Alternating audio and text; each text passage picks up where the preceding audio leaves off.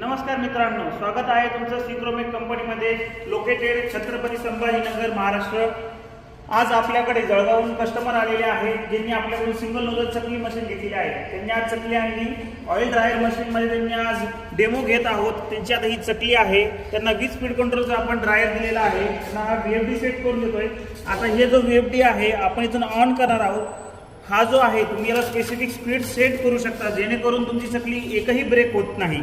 आता यानुसार तुम्ही ही इथे स्पीडही वाढवू शकता, जशी तुमची नाजूक चकली आहे त्यानुसार तुम्ही स्पीड कमी जास्तही ठेवू शकता।